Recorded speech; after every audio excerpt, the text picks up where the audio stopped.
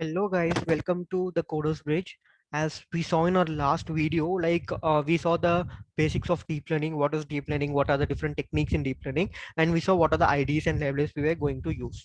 So now we will be seeing what are the how to create an environment in Anaconda, how to work on Google Colab, how to work on Jupyter, and how to just import the packages and other libraries in what is that, Jupyter or Spider notebooks. Okay, sorry, Spider ID. Okay, so when you open Navigate, Anaconda Navigator, it's something look like this.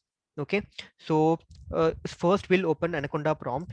Go to your start and just enter Anaconda prompt. You will be getting this prompt. Okay, so you should not do anything, just like create. So now you can see that this is in the based environment or a base directory. So you need to create your own directory. Okay, to creating the own directory, you need to let me just show you. Okay, uh, here we have, right, just go to application here. This is the base directory. I have two environment, conda env or my env underscore conda. This is nothing but the environment which we created, which I created in this machine for running our Python scripts. Okay, so when we open environment, here we can see, right, so I'm currently using this Conda env. So in this Conda, when I just open this Conda env, here you can see what are the instances I have installed in this particular Conda env. So it will take some time to load the packages. At the meantime, I will just take you to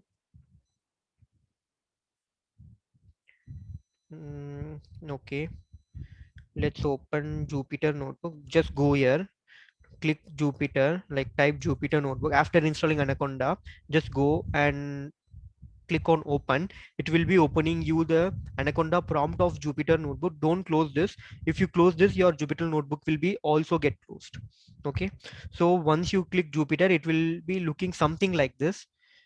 Just click on new and go to Python. So as I told you before, I am using Python 3.8.5. Okay, just go to Jupyter Notebook. It will be something looking like this. If you want to save, just go here and click save as, or either you can rename the file over here by giving the directory name over here. Okay, that's pretty much simple, right? Okay, this is Jupyter. So the other thing I told, right, so let's see whether Anaconda prompt is opened or not. Yeah, so here you can see, right, in my environment, this Conda environment, so these are the libraries which I am using. So let's go to search packages. We'll search for Keras. So here you can see, right, I am using Keras 2.4.3. So TensorFlow, let's search for TensorFlow. So I am using 2.3.0. So normally, for all the deep learning APIs of Keras, right, that will be working with TensorFlow version 2.2, like the TensorFlow version should be greater than 2. Okay, just if you're having like older version of TensorFlow, just update your TensorFlows and install Keras as well. Okay, so let me just show how to open the directory over here. So this is the command, put conda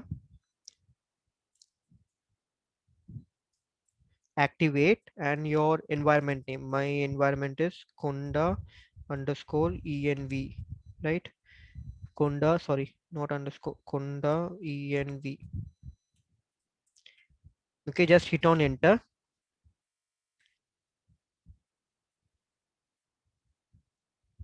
Sorry, there was a spelling mistake. Conda activate, conda env. Okay, just hit on enter. It will be redirecting you to your, so here you can see, right, before we were in the base environment, now we came to our conda, like conda env, which is a virtual environment.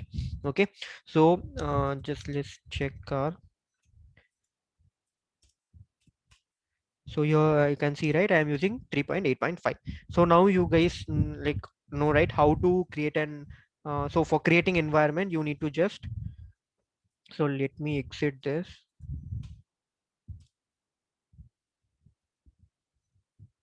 Okay, so here, right, what we will be doing is, for creating, right, create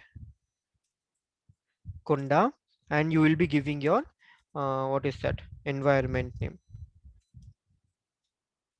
Okay, so I think conda create, let's google it.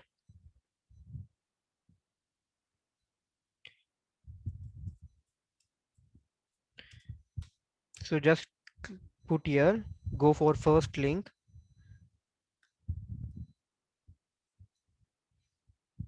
create a new environment with command. Here you can see, right, create conda hyphen hyphen your environment name, or either you can put conda create your environment name.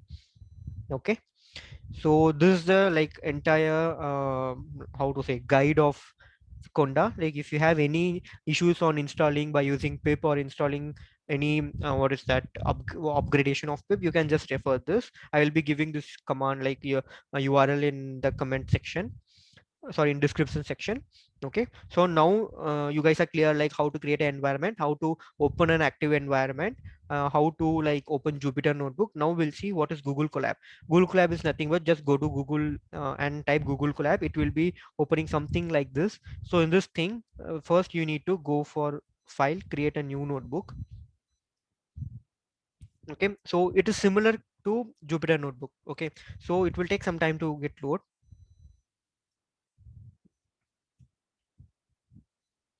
Yeah, so now it is get open, right? You can see, right, this is something similar to Jupyter Notebook. So here, right, we have a runtime option. So either you just go here, change runtime type.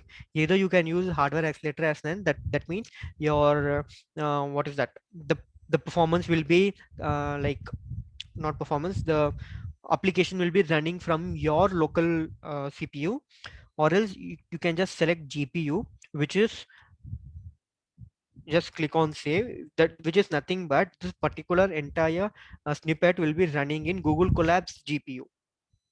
Okay, so yeah, normally, right, in Google Colab, why I used to Google Colab when we are handling, like when we used to train for 30 to 40 epochs, or we have a large set of data, we have multiple hidden layers. So at that time we can go to Google Colab. Otherwise we are good with Jupyter Notebooks and Spiders. Okay, so the same thing, like this will be saving in your, like this is an ipynb file. Jupyter is also an ipynb file, where the spider, so let me open the spider here. So where spider is like py file. Okay, so this in Google Colab, all the files will be stored in Google Drive. Okay, so you can access from Google Drive itself. And the other thing is Sublime. Sublime is nothing but id to like create a front end, what is that, to create a or the front end of your particular web page. So we will be not using in this stage, we'll be seeing that in later stage. Okay, so this is spider. So spider is pretty much good to work. Here you can see all the code snippets. Here we will be having variables. So if you are plotting any maps or graph by using matplotlib, that we can see in over in plots. And this is your output terminal. So for kernel, right, just through restarting the kernel, either you can go here and what is that, you can restart kernel, or you have option of control plus. So sometimes we need to restart kernel after installing any TensorFlow libraries or any TensorFlow hub or something else. Okay, so now we'll come back to our Keras. Okay, you can go here and see TensorFlow. So just go like type Google like TensorFlow in Google, and go to tutorials. Okay, in tutorials, here you can see, just open ML basics with Keras. Here you can find all the like code snippets. Not like code snippets you can just copy paste and work on it. It's like similar a syntax kind of thing, where like this is a kind of minutes data set. This is fashion minutes data set. This used to like identify whether it's a pant, whether it's a shirt, whether it's a shoe, or whether it is an what is that, t-shirts. So this kind of an image classification problem, which is in a black and white image. Okay, so here we will be having how to, like if we are using a TensorFlow dataset, how to like split the dataset over here, how to load the dataset to our variables. Okay, and many things will be here. So I will be giving this TensorFlow URL in description. You can just access there and grab the knowledge. And other thing I'm referring is Keras documentation. So Keras is a very very very very powerful API, which is a part of a TensorFlow. Like it will be using to create or solve many problems over here. Okay, so normally when you just type keras.io, it will be redirecting to you this page. So here you can see, right, we have many applications which are developed by using Keras. Okay, just go to Keras, go to API documentation. Here we can see like what are the APIs are for layers, what is data pre-processing, what are the optimizers. As I told, right, we have many optimizers like ADAM optimizer, ADA-GRAD optimizer. So you can see, right, stochasticated gradient descent, what is RMS probe, what is ADAM optimizer, why ADA delta is used, what is the difference between ADA-GRAD, what is ADAM max. So we have n number of information with the syntax available over here. And the same thing, if you go for losses, we have like law, binary cross entropy, categorical cross entropy, when to use binary cross entropy, what is the difference between sparse categorical entropy and categorical cross entropy. So this is very much helpful. Like I personally use this documentation to code, so we can't keep remembering the syntax, right? So I just used to refer all this, like what is the kernel initializer. Before it was kernel condition initializer is nothing but a like weight initializing. I told, right, we will be updating the weight. So there are two techniques like uniform and normalization. Like why we will be using kernel initializer, what is uniform, what is he uniform, um, what is growth uniform. We have many things, as I told you, right? Optimization, optimizers Adam. We saw, right, optimizer. So you here we are using optimizer as a Adam optimizer, activation of softmax. We have sigmoid relu, leaky relu. So let's go here and search activation.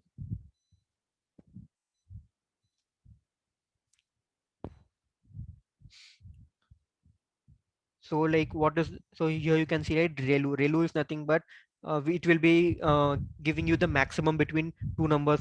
It's nothing but 0 or 1. If the number is negative, it will be giving you 0. If the number is positive, it will be giving the same number. Sigmoid is nothing but it's sigmoid, like it's used to uh, like a classification between two things. Softmax is nothing like where, so softmax is a um, how to say, like where you have like um 40, more than 40 layers of hidden layers or filters, there will be using softmax. So many kind of things. So this video is nothing but is just to introduction of what are the APIs, what are the documentations, what are the IDs, what are the command prompts we will be using.